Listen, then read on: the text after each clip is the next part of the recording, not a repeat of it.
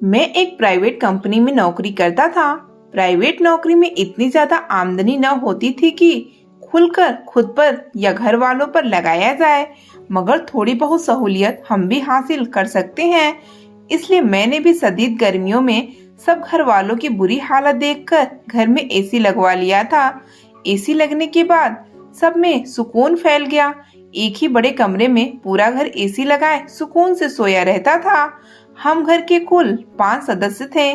मेरे पापा का बहुत पहले देहांत हो गया था, इसलिए घर में मेरे अलावा 2 छोटे बहन भाई, मेरी माँ और मेरी बीवी शामिल थे।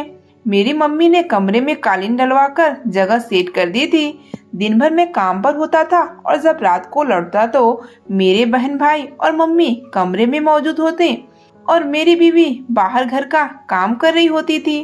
कुछ रोज मैंने यह सब खामोशी से देखा, मगर फिर मुझे ऐसा महसूस होने लगा जैसे मेरी बीवी के साथ नाइंसाफी हो रही है। मेरे घर वाले खूब ठंडे कमरे में रहते थे और मेरी बीवी को बाहर गर्मी में अकेला छोड़ा हुआ होता था। हालांकि वो काफी कम उम्र लड़की थी, फिर भी बहुत अच्छे से सारा घर संभालती थी। मुझे हैरत थी कि हक और इंसाफ पर रहने वाली मेरी माँ इस मामले में इतनी नाइंसाफी क्यों कर रही थी। एक रोज मैंने अपनी माँ के सामने अपनी बीवी को रोका और उससे कहा कि तुम दिन भर गर्मी में काम करती रहती हो, जब तक गर्मी ज्यादा हो तुम यहाँ ठंडे कमरे में रहा करो, वरना बीमार पड़ जाओगी। माँ के सामने ये सब बोलने का मेरा यही मकसद था कि उन्हें शर्मिंदा भी न करूं और सुना भी दूं कि मैं सब देख रहा हूँ और मुझे अच्छा नहीं लग रहा। मगर मैं तब हैरान रह गया जब मेरी बात के फौरन बाद मेरी माँ ने भी मेरी बीवी की कम अक्ली और जिद पर नाराज होना शुरू कर दिया और बोली कि यह ऐसे ही कम अकल है। जब एसी चलाकर कमरा ठंडा करते हैं तब यह उठकर सारे काम समेटने लगती है। अजीब इंसान है, इसे गर्मी भी नहीं लगती, बात नहीं सुनती, कान बंद किए काम करती रहती है, वगैरह वगैरह। मैंने अपनी बीवी को देखा तो वह खामोशी से सर झुकाए बैठी थी। उसने मुझे या मेरी माँ को कोई जवाब नहीं दिया था। हालांकि वो इतनी कम बोलने या चुप रहने वाली लड़की नहीं थी। वह अच्छा खासा बोल लेती थी और मुझसे खूब बातें करती थी और अक्सर किसी न किसी बात पर बहस भी कर लेती थी। मेरी सास का देहांत कुछ साल पहले हुआ था, जिसकी वजह से शादी के बाद से मेरी बीवी मेरी माँ का बहुत ख्याल रखती थी और उन्हें अपनी माँ का दर्जा ही दे दी थी। मगर आज मेरी बीवी का यूं खामोश रहना मुझे खटका रहा था। मुझे लगा कि शायद मेरी माँ को वह जवाब नहीं देना चाहती, इसलिए उनके बोलने पर खामोश है। मैंने संजीदगी से अपनी बीवी को देखकर कहा कि आखिर इस जिद की वजह क्या है? क्या उसे किसी ने कमरे में आने से रोका है या उसे लगता है कि हमने एसी सिर्फ अपने लिए लगवाया है? मेरे सवाल पर वह बौखलाकर मुझे देखने लगी। मेरी माँ बिल्कुल चुप सी हो गई थी। यकीनन उन्हें मेरा पहला जुमला नागवार गुजरा था, मगर उन्होंने मुझे कुछ नहीं कहा और मैं अपनी बीवी की फिक्र में यह बात महसूस नहीं कर पाया था। मेरी सवालिया नजरें मुझ पर जमी देखकर मेरी बीवी नजरें चुराने लगी और उल्टे सीधे बहाने गढ़ने लगी। मेरे बार बार उससे पूछने पर मेरी अम्मा ने अचानक ऐसी बात कह दी कि मैं घबरा गया। वह मेरी बीवी से बोले कि अगर तुम्हें हम सबके साथ एक कमरे में सोना बुरा लगता है तो हम दूसरे कमरे में चले जाते हैं। अपनी माँ की बात से मैं परेशान हो गया और मेरी बीवी भी घबराकर उन्हें सफाई देने लगी। मगर हैरत की बात यह थी कि वह इतनी परेशान होने के बाद भी कमरे में सोने पर राजी नहीं हुई थी। मैं अपनी माँ को मनाने की गर्ज से बोला कि यह कमरा या फिर एसी सिर्फ मेरी बीवी का नहीं है। वह अगर नहीं सोना चाहती तो न सोए, मगर वह लोग यहीं सोएंगे। अम्मा ने खफा नजर मुझ पर डाली और मेरे बार बार मनाने पर मुस्कुरा दी। इस दौरान मेरी बीवी उठकर वहां से जा चुकी थी। अम्मा को मनाने के बाद मैं अपनी जगह पर लेटा तो मुझे बार बार अम्मा की बात याद आने लगी। उन्होंने ऐसा क्यों कहा कि मेरी बीवी उन सब की वजह से कमरे में नहीं सोती? मुझे लगा कि शायद ऐसी कोई बात हुई होगी, तभी मेरी माँ ने उसका हवाला दिया। मेरा ख्याल न चाहते हुए भी अपने छोटे भाई की तरफ चला गया था। मेरा भाई भी जवान लड़का था। शायद मेरी बीवी मेरे भाई की वजह से कमरे में सोना ठीक नहीं समझती थी। मैं फिक्रमंद होने लगा। मैं दूसरा एसी या इतना ज्यादा बिल नहीं दे सकता था कि बीवी को अपने कमरे में दूसरा एसी लगवा देता। मैं परेशान से अपनी बीवी की रूटीन देख रहा था। मुझे यह देखकर हैरत हुई थी कि मेरी बीवी और मेरे भाई की आपस में काफी दोस्ती थी। उनका हंसी मजाक भी चलता था और मेरा भाई अक्सर मेरी बहन से लड़ झगड़ कर मेरी बीवी के साथ ही लगा रहता था। मैं उलझ कर रह गया कि आखिर मेरी बीवी एसी वाले कमरे में सबके साथ क्यों नहीं सोती थी। मैं अक्सर जब किसी जरूरी कॉल वगैरह के लिए कमरे से निकलकर गैलरी की तरफ जाता, मुझे अक्सर दूसरे कमरे से अजीब अजीब सी आवाजें आती थी। मैं पहले तो इन आवाजों पर गौर करने की कोशिश करता, मगर फिर ऑफिस में काम बढ़ने की वजह से मैं घर में कम टिकता था और यूं मेरा ध्यान इन बातों से हट गया। एक रोज मैं रात को देर से घर आया और सीधा उसी कमरे में पहुंचा। मेरी बीवी रोजाना के मुताबिक वहां मौजूद नहीं थी और मेरा भाई भी कमरे से गायब था। मैंने कुछ देर कमरे में लेटकर रेस्ट किया, फिर चाय की सदी तलब होने पर उठ बैठा। मेरी माँ और बहन गहरी नींद में थी, इसलिए उन्हें उठाना मैंने मुनासिब नहीं समझा था। मैं कमरे से निकलकर दूसरे कमरे की तरफ बढ़ा ताकि अपनी बीवी को चाय का कह सकूं। तभी मुझे किचन में खटपट सी महसूस हुई। शायद मेरी बीवी अब भी किचन में काम कर रही थी। मैं किचन की तरफ बढ़ा तो वहाँ से हल्की हल्की बातों की आवाजें आने लगी। मैं हैरत से आगे बढ़कर किचन में झांका तो सामने का मंजर देखकर मुझे झटका लगा था। सामने मेरी बीवी और मेरा भाई मौजूद थे। मेरी बीवी मुझे देखकर बुरी तरह घबरा गई और जल्दी से अपनी भीगी आंखें साफ करने लगी। मेरा भाई केतली में गरम गरम चाय निकालकर कप में डालने लगा, फिर अपना एक कप उठाकर किचन से निकल गया। मेरी बीवी मुझसे पूछने लगी कि अगर मैं चाय पीना चाहता हूँ तो दूसरा कप मैं ले लूं। उसकी आवाज में भी भारीपन पैदा हो रहा था। मैंने नहीं में सर हिलाया और आगे बढ़कर अपने लिए खुद चाय बनाने लगा। मेरी बीवी खामोशी से एक तरफ बैठकर चाय पीने लगी और मैं सोच में गुम खड़ा था। मैं उससे पूछना चाहता था कि रात के इस पहर अगर मेरे भाई के साथ किचन में अकेली खड़ी हो सकती है तो फिर एक कमरे में सोने में क्या दिक्कत थी, मगर मैं उससे फिलहाल कोई बात नहीं कर सका। मैं थका हुआ था और मुझे ऐसा लग रहा था जैसे मेरे बीवी की तबीयत ठीक नहीं है। उसका चेहरा सुर्ख हो रहा था और आंखें भी सुर्ख और भींग रही थी। अगर वह ठीक नहीं थी तो इस वक्त किचन में मेरे भाई के साथ क्यों मौजूद थी? उसे क्या मसला था? मगर मैं उस वक्त इतना थका हुआ था कि चाहकर भी उससे न कुछ पूछा और न बात की। और जब मैं चाय बन जाने पर सोचों से निकला तो चौंक गया। मेरी बीवी वहां से जा चुकी थी। मैं भी सर झटक कर चाय पीने लगा और फिर जाकर सो गया। इस बात को कुछ दिन गुजर गए थे। मेरे दिमाग से यह बात नहीं निकल रही थी। मैं उलझ रहा था और अपनी बीवी से सबके सामने कमरे में न सोने की वजह जानना चाहता था, मगर बिजी होने के कारण यह बात मुमकिन नहीं हो सकी। और एक रोज मैं जब घर में आराम कर रहा था, अचानक बिजली चली गई। उस रोज मौसम काफी अच्छा हो रहा था। बाहर हल्की हल्की बूंदाबांदी हो रही थी, इसलिए घर वालों की नींद पर कोई फर्क नहीं पड़ा था। मगर मुझे ऐसा महसूस होने लगा। मैं कमरे से निकला तो सामने हमारे कमरे का दरवाजा पूरी तरह से बंद था। मुझे अपनी बीवी की बेवकूफी पर अब गुस्सा आने लगा।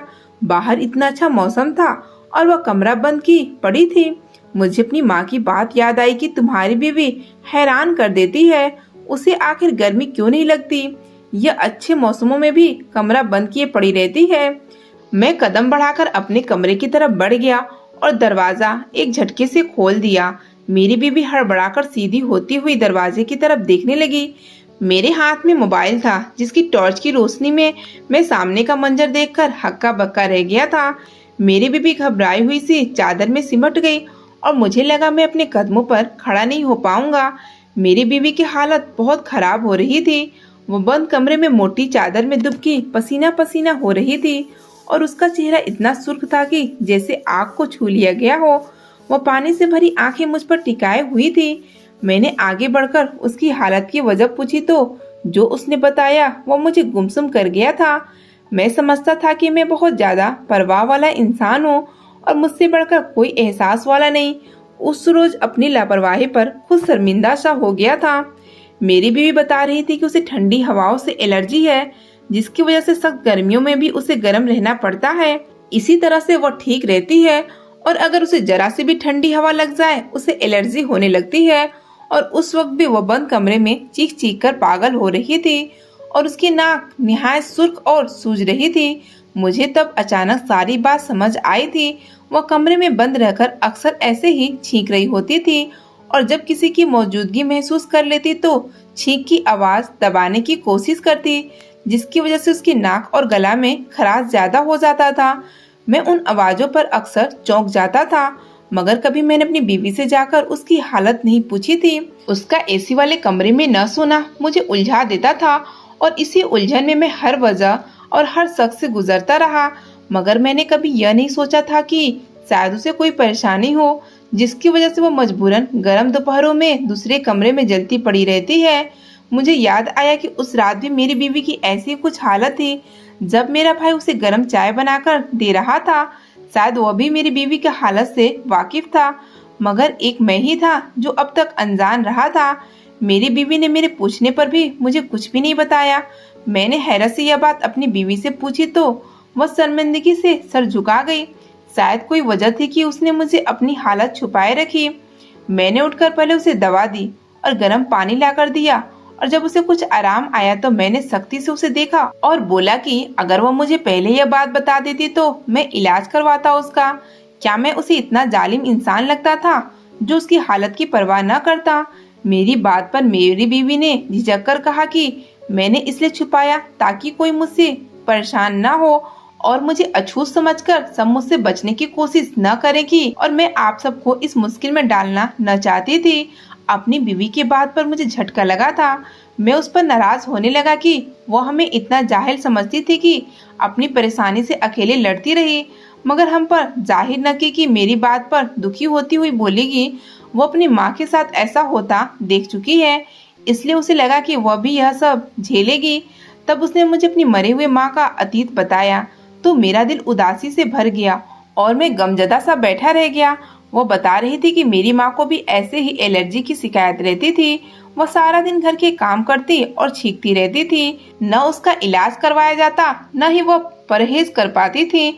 उल्टा उसका बीमारी बढ़ा तो ससुराल वालों ने उसे बीमार और अछूत कहना शुरू कर दिया। मेरी दादी उनसे उलझन खाने लगी और हर वक्त खफा होती कि मेरी माँ खाने पीने की चीजों पर छींक फेंकती है।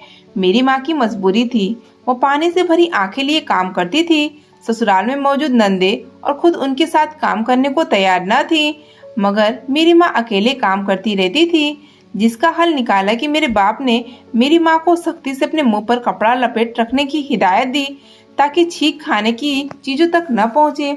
हर वक्त चेहरा पर कपड़ा लपेट कर रखने की वजह से मेरी माँ का चेहरा गर्मी से दानों में भरा रहता और वह बहुत परेशानी का शिकार रहती थी। घर के काम करने के बाद उन्हें किसी के साथ बैठने की इजाजत नहीं थी। वो अकेली पड़ी रहती और जहाँ वह जाती सब वहाँ से उठकर चले जाते कि उसकी बीमारी हमें भी लग जाएगी। शादी ब्याह या मिलना जुलना होता तब भी मेरी माँ को एक साइड पर कर दिया जाता कि इसकी वजह से सबका मिजाज खराब न हो जाए। मेरी माँ की एलर्जी बढ़ती जा रही थी। छींकते रहने से उनका गला खराश से भर गया और उनका खाना पीना मुहाल होता जा रहा था। उन्होंने जब मेरे बाप से कहा कि उनका इलाज करवाया जाए या दवा लाकर दी जाए तो मेरा बाप गुस्सा होने लगता और लड़ने लगता कि तुम जैसी बीमार औरत से शादी करके मैं जलील हो गया हूँ और लोगों से तुम्हें मिलवाने के काबिल भी नहीं रहा। मेरी माँ के दानों से भरे चेहरे से उलझन खाकर सब नागवारी से मुंह फेर लिया करते थे।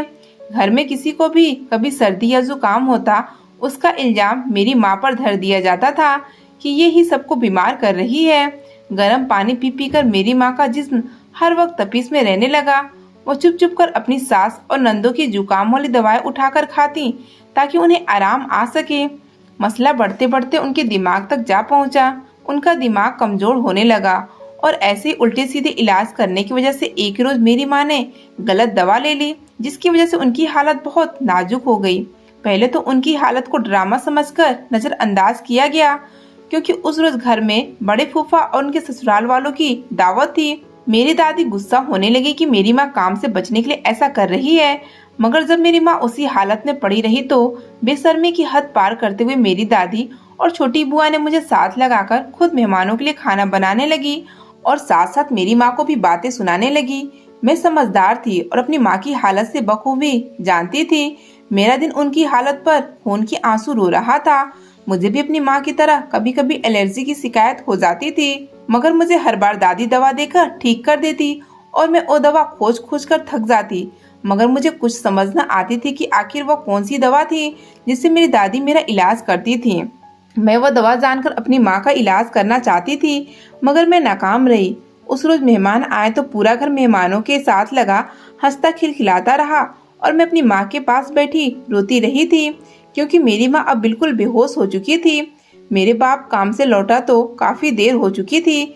मैंने अपने बाप की मिन्नतें करते करते उनके सामने हाथ जोड़ लिए कि मेरी माँ का इलाज करवाएं ताकि वह बच जाएं। मेरे बाप मुझे तसल्ली देता मेरी माँ को अस्पताल ले गया और मैं घर बैठकर दुआएं करती रही। मुझे खौफ था मेरी माँ को कुछ हो न जाए। मेरी दादी मुझे तसल्ली देती, यही बोलती रही कि मेरी माँ ने ड्रामा किया है, वह जब आएगी तो बिल्कुल ठीक होगी। वो मुझे खाना खाने के लिए कह रही थी, मगर मेरे हलक से निवाला नहीं उतर रहा था। मैं जानती थी मेरी माँ काम से बचने के ड्रामे नहीं करती थी। वो इतनी मुश्किल का शिकार रही, तब भी आंसू भरी आंखों के साथ काम करती रहती थी। और जब मैं अपनी दादी और बुआ पर गुस्सा होने लगती तो मेरी माँ मुस्कुराकर मुझे कहती थी कि ससुराल वाले ऐसे ही होते हैं, सास अगर माँ बन जाए तो फिर उसे सास कौन मानेगा। यह बात मुझे ससुराल नामी घराने से बहुत डराती थी। मैं सारा वक्त डरती रहती और मेरा खौफ सच साबित हुआ। मेरा बाप जब वापस लौटा तो साथ एम्बुलेंस में मेरी माँ की लाश थी। वो अपनी एक आम सी एलर्जी से लड़ लड़कर मर चुकी थी। मेरी चीखों से पूरा घर गूंज उठा था। मेरी दादी और बुआ पहली बार चुप सी हो गई थी। मैं तड़प तड़प कर चीख रही थी। मुझे अपनी माँ की मौत से ज्यादा इस बात का गम था कि वह सिर्फ एक बीमारी की वजह से सारी उम्र जलील हुई, उसकी कदर नहीं की गई। और वह तब अस्पताल पहुंची जब मर चुकी थी। मेरा बाप सामने आया तो मैंने उनका गिरबान पकड़ लिया। मैंने चीख कर कहा कि वह सारी जिंदगी मेरी माँ को तंग होता देखते रहे और उनके बनाए खाने खाते रहे, मगर कभी इलाज करवाने की कोशिश नहीं की। मैं सवाल कर रही थी कि माँ बहनों का ख्याल रखने वाले मर्द अपनी बीवियों के लिए ऐसे पत्थर दिल क्यों हो जाते हैं। क्या बीवी इंसान नहीं होती, या फिर वह खरीदी हुई गुलाम या बेजान गुड़िया होती हैं जिसे बदतर हाल में रखकर सिर्फ अपना काम निकलवाया जाता है। मैंने मेहमानों का लिहाज भी नहीं किया था। माँ की ऐसी मौत ने मेरे होश छीन लिए थे।